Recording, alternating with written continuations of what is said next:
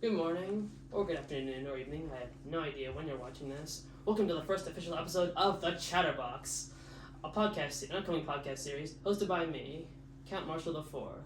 For our first guest for this first episode of our most illustrious podcast, the King of Thebes, a man cursed by pride itself, featuring our very own King Creon. Hello, and hello, good sir. Thank you for having me on this lovely podcast that you so-called say, and that this weird rectangle that you call the audience. It is my humble praises to the gods and yourself for bringing me here. And as you are some sort of actor of some sort, because it seems you have fallen on hard times to sharpen your own skill of speaking by this podcast, and obviously at this rectangle. Well, it's not exactly how that works, but we can't waste time explaining the concept of viewers or the internet or anything, because, dear viewers, we have many tantalizing questions to quantify as we interview King Creon about a great variety of things. So, are you ready to begin? Let us not tarry on about.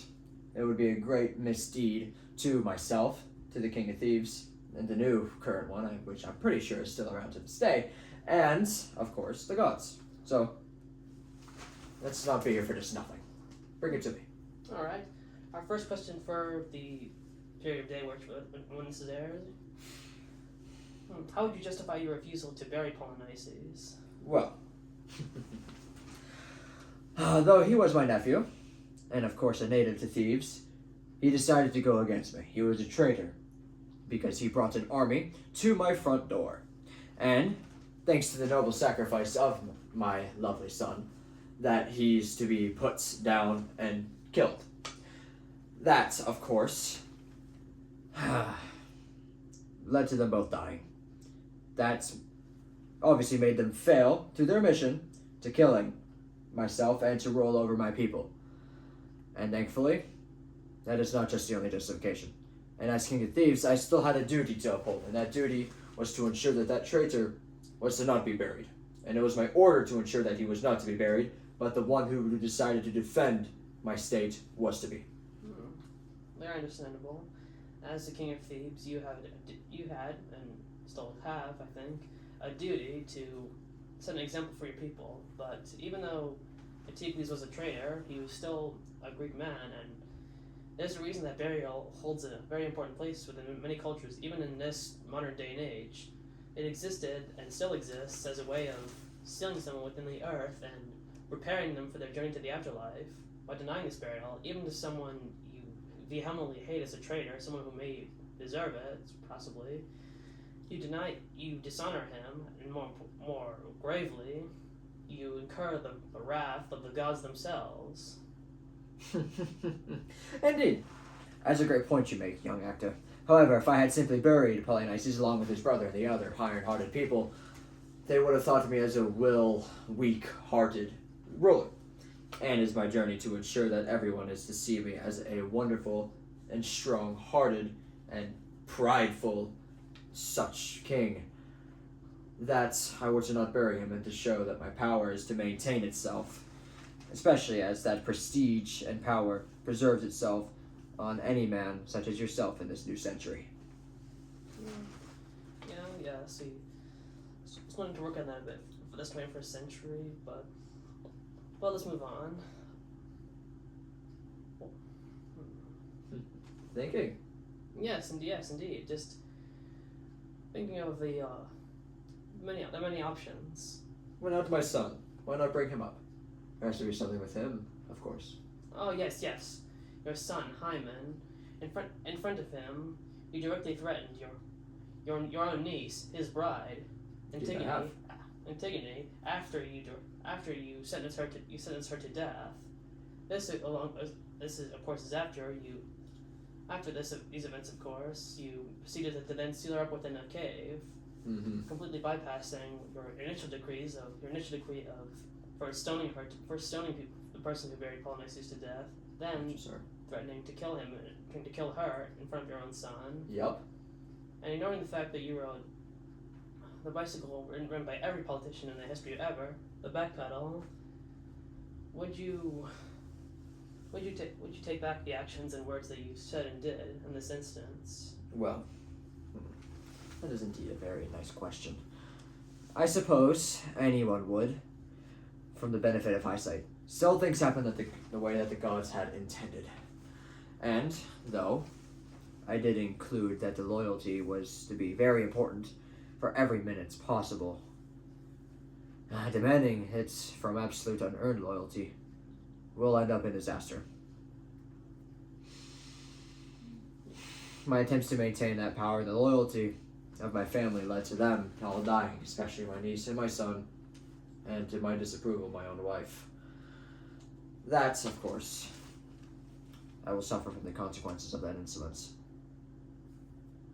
Well, granted, hindsight has the vision of your typical red-tailed hawk. Even so, as you previously stated, it was because of your own arrogance and insolence which directly led to the death of almost every single family member you had left at this point, and especially after the not too far away events of the death of your own sister Jocasta, and the death of the previous king of Thebes, your own brother-in-law, her husband, former King Oedipus.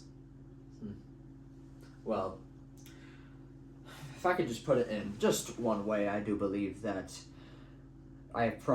that leadership is to be paid for in only one way, and that is that I paid that price in the way of blood, and sadly that was with my own family. Back in the story, you were visited by a man, the blind prophet Tiresias, one of my favorites in the story, by the way, and he warned you that unless you removed Antigone from her tomb, that there would be a price to pay, and you still did not listen to him, even after this. In fact, you compared him to a religion as some sort of mystic charlatan, as an ancient Grigory Rasputin was for Russia. How do you justify treating such a respected and illustrious prophet as though he was prophesizing falsehood? Russia is something inhabitable, so I don't even know who you're talking about, but I disregard that. As back in any person would believe that there are two kinds of people in this world. There are the people that are the lambs, and there are the people that are the lions. And I believe that I was the lion of Thebes. And, after such a political strife of the army going towards me, I had only one thing to do, and is to not believe anyone trying to talk me down, especially some prophet coming into my own castle just to sell his market-sold lies that there's some sort of buzzing insect, this babbling and blathering of some decrepit fossil, completely useless of time. Well, yes, the classic justification of I'm strong, so therefore I must rule, and the weak must kneel before me. Well, my great-grandfather believed something a bit different. He was very religious, a believer in Jesus and all that stuff. Who is this Jesus you're speaking of? Who is he admiring? I don't have, we don't have time to explain this whole thing to you, but just to know he was born a long time after your time. Pretty important to a fair amount of people in this world. Anyways, before I was rudely interrupted, yes, my great-grandfather loved Jesus. He always said, Jesus would make an amazing Count of Sereno, because Jesus was both the lion and the lamb, rule with strength, but understand suffering. Leadership means ruling with both the aspects of the lion and the lamb, rather than embracing the extremist absolutes of strength or weakness. Doesn't sound like such a bad idea after all.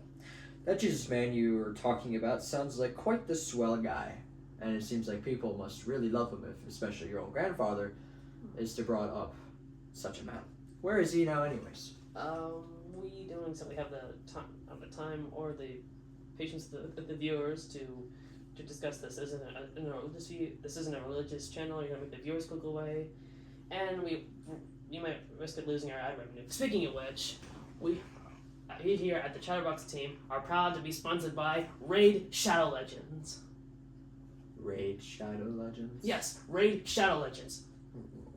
Raid Shadow Legends? Yes, Raid Shadow Legends. Raid Shadow Legends is the greatest game available I'm right going to now let on the you App Store. finish. Raid Shadow Legends is the best, okay? Download it for free. That's right, for free. You don't even have to pay for it, okay? You might have some in-app purchases. I don't know. Just download it for free. I hear it's the best game right now. All the new skins, all the new DLCs, all available right now on the App Store. And it's free. That's right. Raid Shadow Legends. Raid Shadow Legends today.